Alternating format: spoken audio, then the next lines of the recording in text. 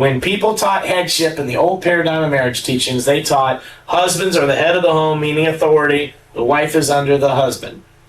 Change to the new paradigm, headship means source of life, source of strength. Feeding her with life, giving her water when she's in the desert, feeding her life when she feels depressed, giving her life when she's had a bad day, giving her life when she's tired, feeding her all the time. Life, life, life. Amen. Husbands, God has given you a unique privilege. I like explaining it this way. God knew that there was going to be an earthly bride who's going to have issues. There is. We all have issues. And God knew that this earthly bride was going to need someone to come along to help her.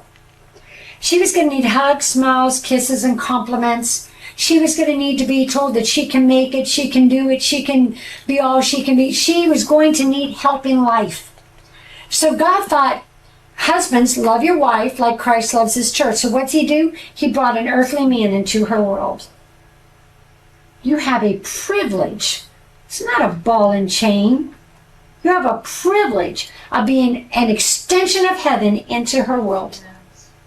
You could be the hands, feet, and mouthpiece of Jesus, whatever you do with it. You could also be the hands, feet, and mouthpiece of the devil, if that's what you choose to do.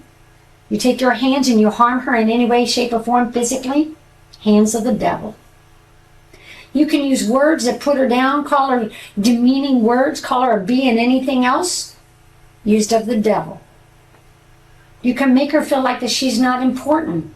You can make her feel like she's not good enough.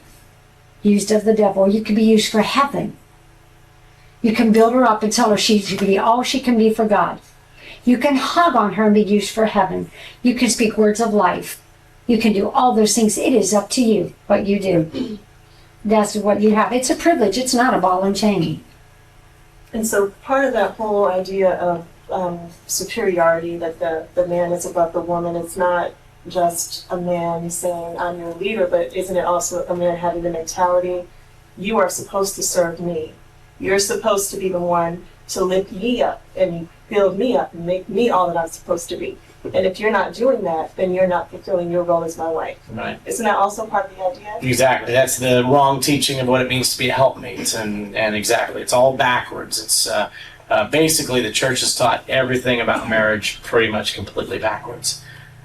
See, exactly. That right there is not love.